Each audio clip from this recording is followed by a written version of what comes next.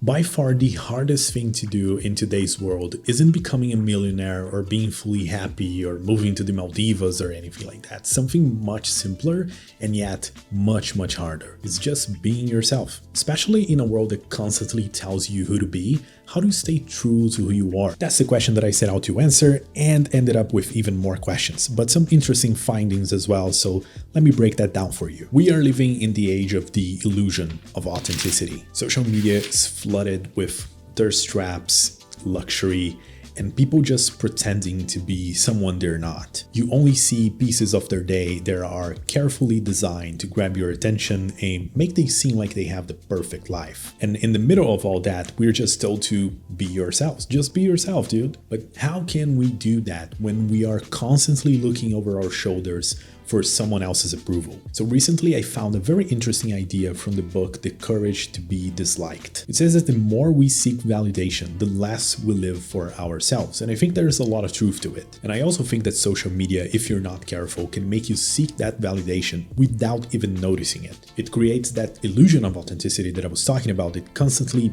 pulls you away from who you really are. Because maybe you just want to impress your friends, you want to impress your family, a potential partner, or maybe it's finally time that you realize that you're playing a game where everyone loses. You are wearing a mask, effectively. And in fact, we all do sometimes. So here's my question for you.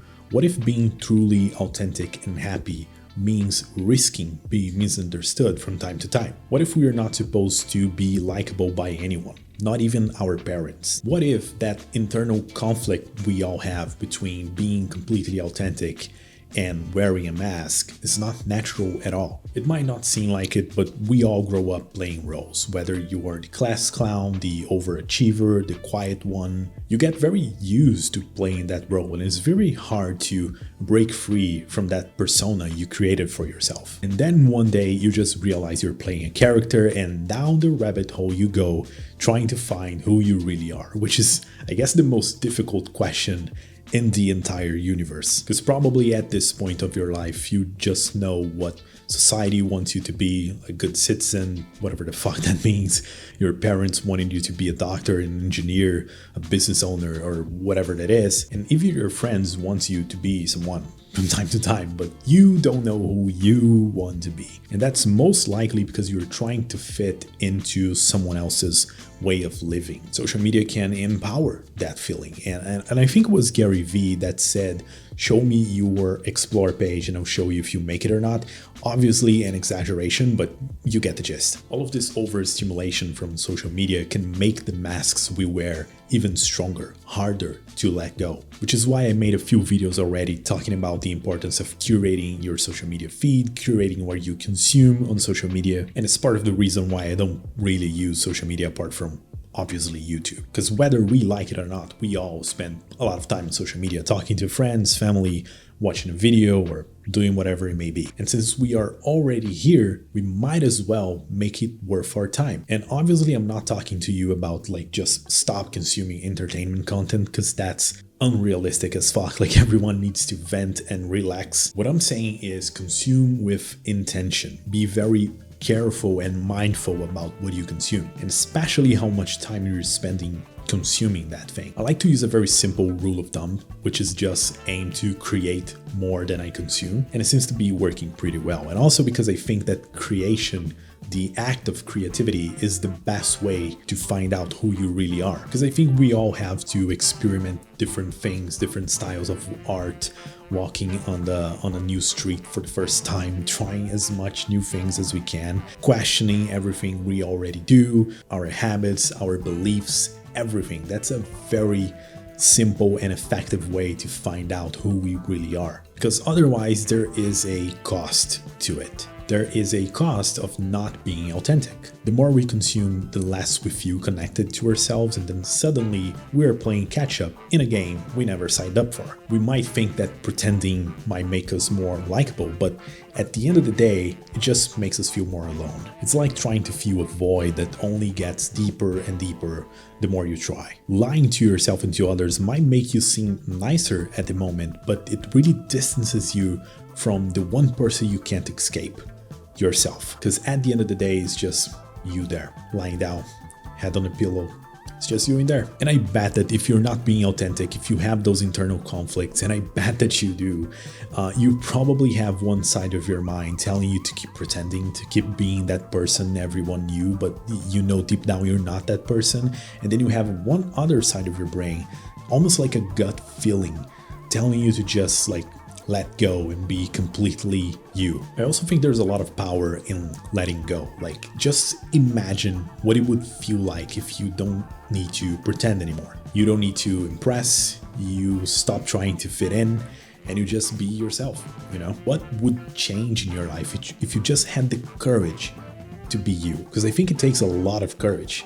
I'm kind of working on that myself, and that might mean losing a few friends. Yes, that might mean losing the trust of your parents. Yes, that might even mean lose a relationship, who knows? But based on my own experience and what I'm living through right now, you will never be able to fully rest, put your head in the pillow and go to sleep until you are completely honest, 100% true with yourself. So for everyone out there who was tired to pretend, here are some tips that I have implemented in my own life to be more authentic and overall just let go of those masks we wear. And by the way, I'm not finished with that process. This is something that I'm applying still. Like, I'm still trying to find my own path in all of this. So anything else that I learned on this topic I might share here on the channel. So subscribe, I guess. So here we go. Step 1. Make a list of everything you like, or at least you think you like, but I don't want you to stop there. I want you to question that thing.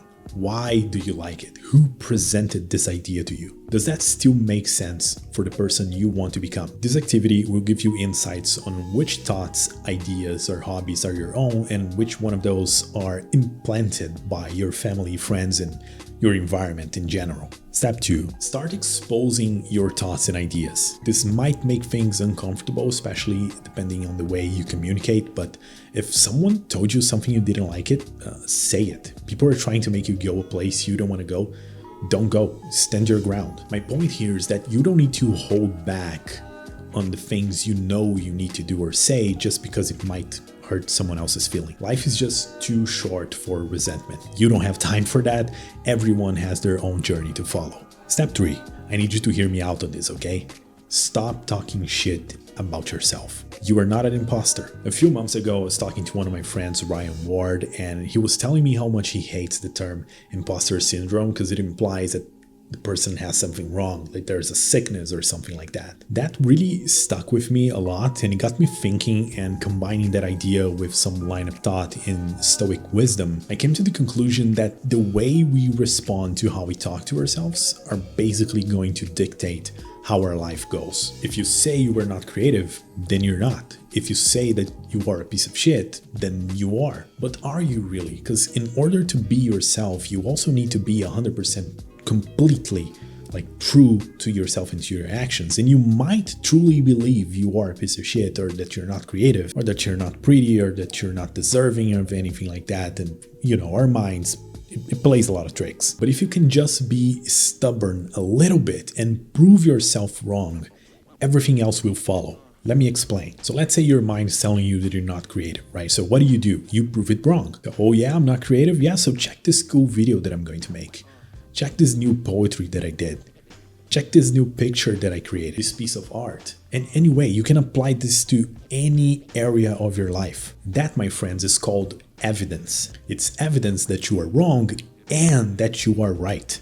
That's the beautiful duality of being human, because we have the power to do that, to be creative, to be whatever we want, to do whatever we want. But to be able to unlock that, we need to be 100% true and honest to ourselves and to our actions. I am on a mission this year to take this channel to 10,000 subscribers, so your support is very much appreciated. Subscribe to the channel, like the video, and leave your comments right here.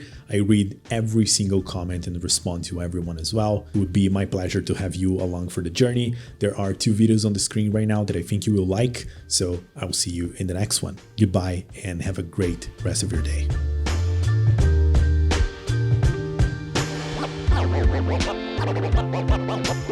Always had a way to make it work and find another route. Always had a way to make it work and find another route.